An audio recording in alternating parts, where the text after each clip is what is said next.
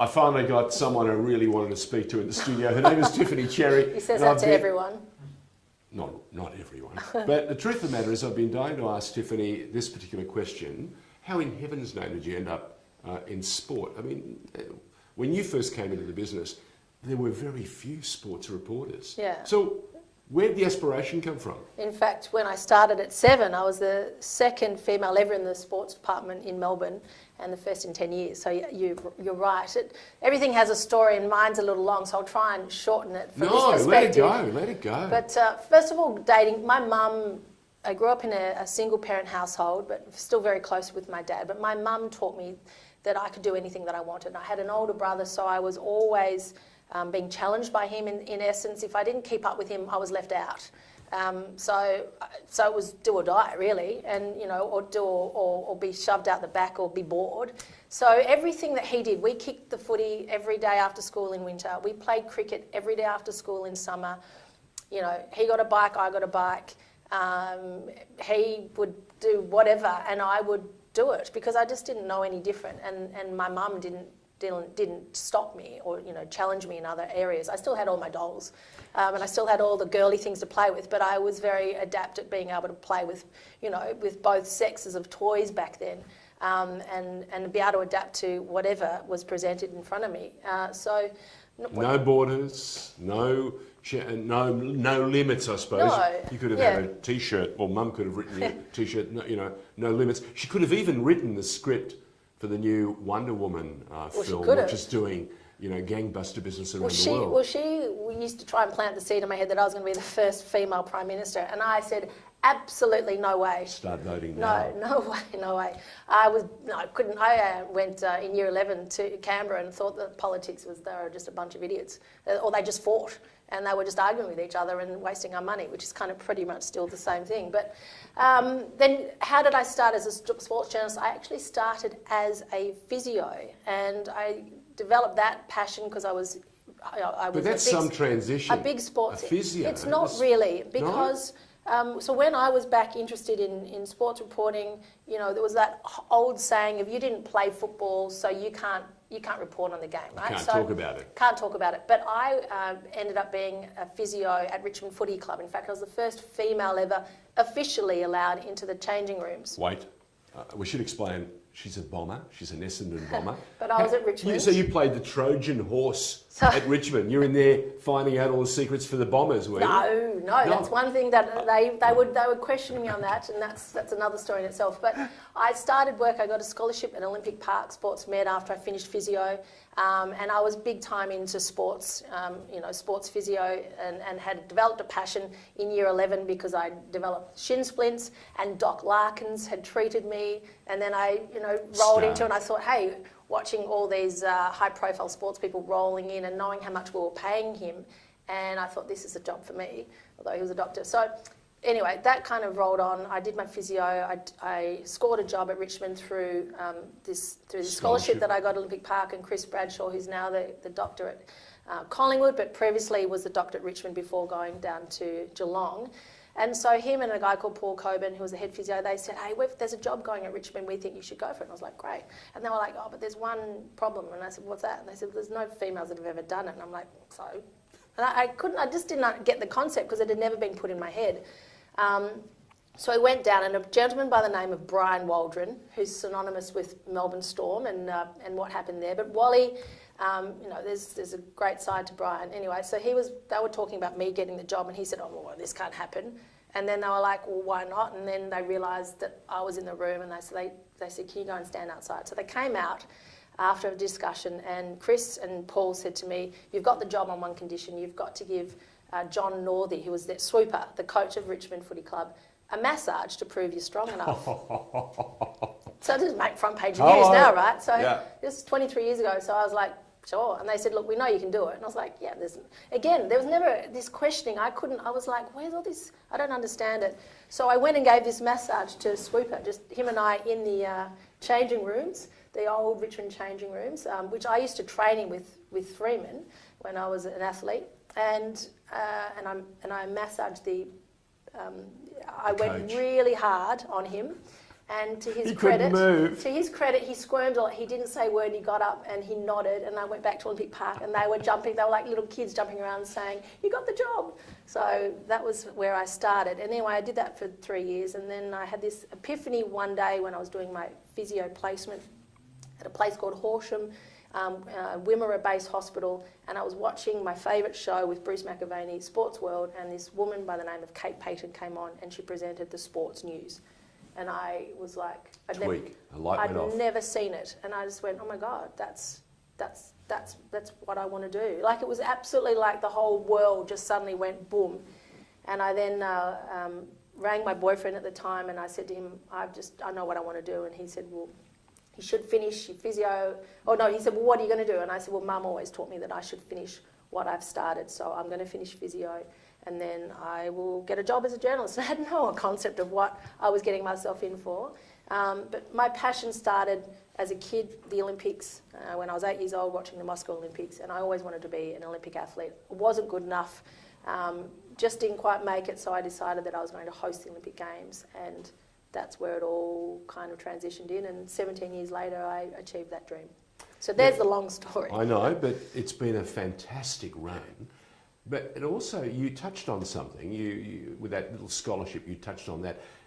You've had a succession of scholarships over the years. You've had this amazing journey littered with little moments of opportunity. Yes. And you've embraced them. Yeah. Because as you alluded to, I wasn't aware that Mum was such a great driver, but it now kind of all fits in very nicely.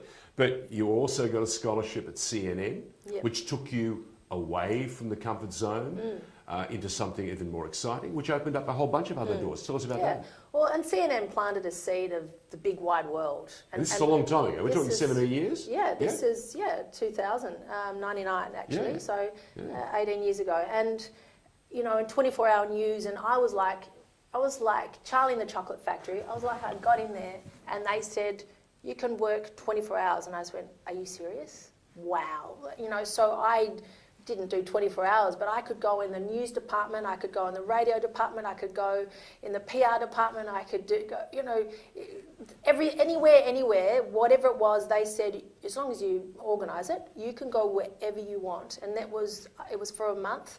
And I was working on a program called CNN World Report when I was doing kind of my cadetship at Prime News in Albury through a friend of mine who's still one of my closest friends, Andrea Clark. And Andrea is just an amazing woman, an entrepreneur.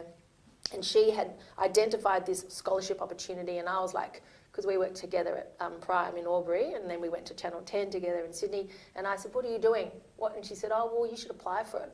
But there's no sports people who have ever done it. And I said, well, stuff it.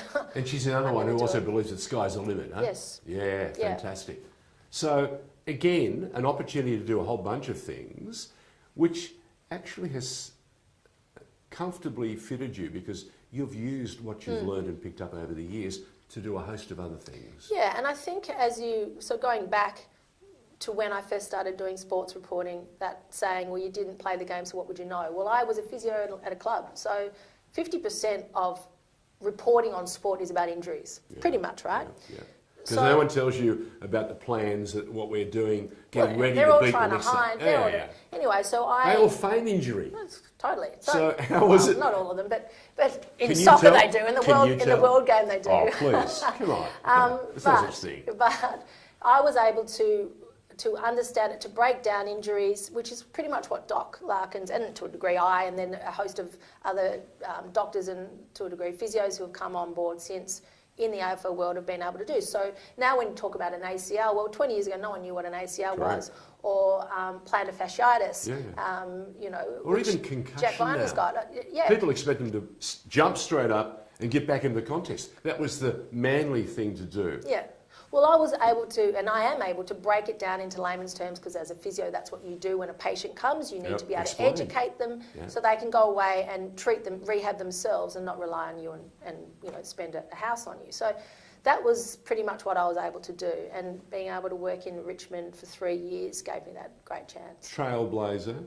Yeah? Oh, well, I mean, I'll sit here for 10 at years. At the very core of this to a degree, women in sport. one of, yeah. And look where we are. It's 2017. The AFL has unleashed this beast called AFLW. I'm sure they weren't ready for it because No, I knew that well, we know they weren't. the original guess was 2020 they were talking. But was it the threat or the size and the numbers that were coming out of football, that is the round ball code, did that intimidate them a bit and they wanted to get in front? Part thereof, but I also Yeah. think, look at the man who's running the AFL. So Gil wants to leave a legacy. This is a fantastic opportunity. The okay. man previously, Demetriou, did the expansion, so what could Gil do? Well, I mean, this is an amazing legacy. So why would you not pull the trigger? And Gil's a bit like that too. You know, he said, okay, well, let's just kind of do it and then we'll catch up. And that's pretty much what they've done. And how hats fortunate. off to them too. Yeah, hats off, because the feedback was wonderful, especially that opening game where they had the courage of their convictions 4,000 and the PR to actually throw the gates open. Yeah, because originally the game Well, they was threw going to the be played. gates, yeah. Originally the game was going to be played. 3,000 Holden people. Centre. Yes. And they would have, Because it was Collingwood's home game. They would have had to close the main road, the Olympic Boulevard. I know. Not smart. No, absolutely not. So no, they weren't ready. And even the grand final, they weren't ready. There was all this hoo-ha about the ground and the surface and they had to move it. So, but you know what? Whenever you're a trailblazer, you're not ready. You just go and then you learn on the job and you try and hope that the experience that you've got puts you in a football term good stead for being able to cope with the challenges that come your way and learn from them and keep moving forward positively. I went and saw a movie last night, which is the story of Juventus. It's called The Black and White Stripes. Oh, fantastic. Super documentary. Yeah. They've spent a lot of money to get it right. It's a super story. And I met this young 12-year-old who's the daughter of one of the guests. And she came up to me and I said to her, so what do you want to do? And she told me. And I sat there and I looked at myself. What did she say? She wants to be a forensic scientist. Great. Yeah. And she has no doubt at all. So, which I didn't when I knew I wanted to be a sports journalist. Well, you can't. I had no doubt. Yeah, in sport, it's either instinctive or you're not going to play. True. Or you're not going to play at the elite level. Yeah. Well, you won't last. You won't last. Yeah. So what sorts of things would you have if there's a young 12-year-old or 14-year-old watching or there's a mother there and she's got 3 or 4 daughters, what would you say to the girls, knowing what you have had to endure? And mind you, we've skipped some of the stuff where the boys were not so many... well, the boys and girls. Oh, look, it's. It was unfair. It was a boys' club, I was in the of course. newsroom at the time. Yeah. I watched from afar and I watched from within. And there were times that I wanted to grab them and shake them hard and say, guys, give her a chance. Or give me or give other people a chance. I mean, and it's still happening, so but it's getting better. The advice would be tenacious. Absolutely don't give up. You can't give up. If you really believe in something, it will happen. Be true to your word. Don't burn people. So, think before you act. If there might be a low-hanging fruit, before you grab it and think, I'll get the big headline, just think about the repercussions of that. I was chastised by some colleagues, wider circle, for potentially maybe doing some easy stories and not necessarily dabbling in the harder ones at times. But I would said to him, and a couple of others, well, yeah, I mean, I've got stories that would make front page, back page news, for a long time. But everyone's got skeletons in their closet. So, I just think you need to think about it before you start making these decisions about going forth. So I chose the journalist that I wanted to be, and I'm more of a storyteller, so I'm not really that hard-hitting journalist. I could be, but it doesn't please me to do that. Where did you sit as a professional and as a fan watching the Essendon saga play out? Were there times when you wanted to grab the management and the hierarchy at Essendon and say, guys, cut our losses, just step out because this has just become a cancer now? Yes, but I think we've become too focused on Essendon or on James Hird, and I think we need to look at the wider, there were reports that there were up to 10 clubs doing their own supplement program. Yep. There were many reports that... Yeah, but one got caught. One got caught. Now, in the headlights. That's the Ben Johnson for me. Yes. That entire final in 1988, you can't tell me that all of them are clean. I don't think any of them were, No, right? I don't think any were. So I think we're looking at something like that. So he was the best of the best, a la Lance Armstrong. Well, maybe the best of the best. Because Lance wasn't the only one. Yeah, but I also don't, I personally, I mean, people will argue with, I don't believe that James was deliberately putting drugs that were illegal in his mind in those players. However, I don't condone what he did because I don't think you should be testing, if that was my son. Do no harm. And if that was his son, perhaps I don't think he would have been pretty. But he's put his hand up, I believe, to, he copped the rap for almost everyone. And the story's not over though. No, it's not over. If anyone comes up and says, I have a medical concern, and it all comes back again to this day. So I think this story's not quite finished. I think the AFL is very accountable as well. That's what I believe. I think they were trying to promote a game that was faster, higher, stronger. They were pushing into the Gold Coast. They were pushing into Greater Western Sydney. They wanted a product, a brand that was going to be out there. And I think, there were, and it's coming out. There were things that were swept under the carpet, and I don't think it's fair the way it's played out. So they put the cart before the horse. Well, I think there's a lot more to it. Okay. There's also a lot more to Tiffany Cherry. What have you learned to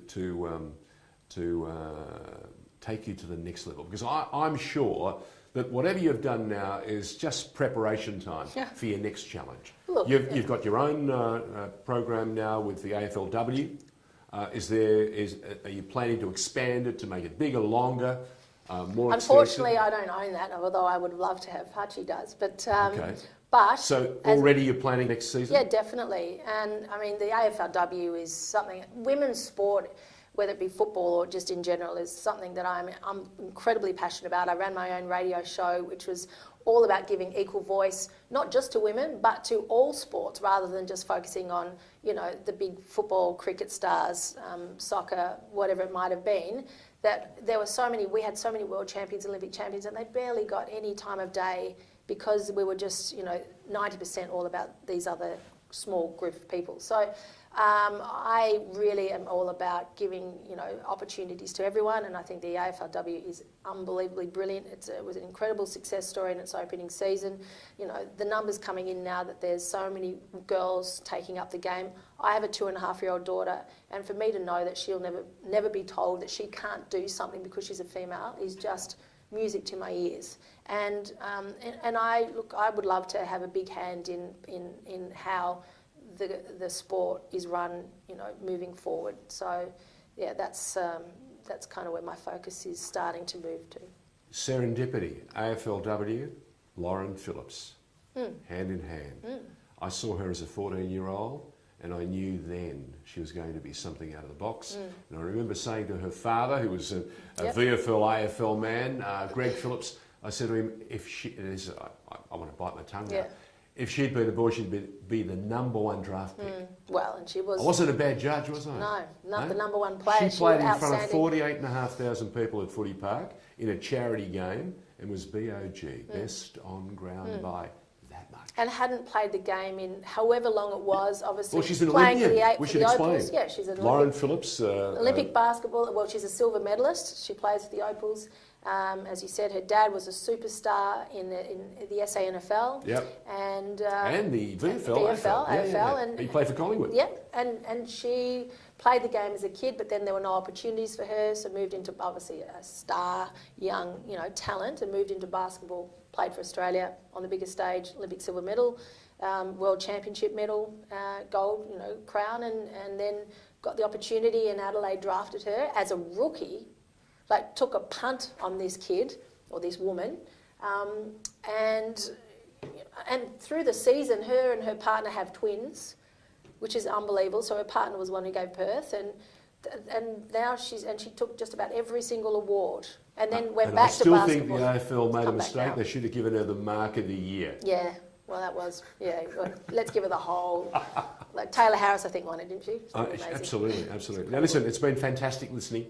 I want you to come back and tell us some more. Yeah. Because the Tiffany Cherry story has not been finished by a long stretch. What we've seen are the opening couple of sets, and we've got quite a few sets still to come. Love to, George. No. And tell me, what do you imagine your daughter now, having this fantastic opportunity to follow you around and we watch her on Instagram, she's everywhere. What do you think she has a hankering to follow and pursue? She likes kicking a soccer ball.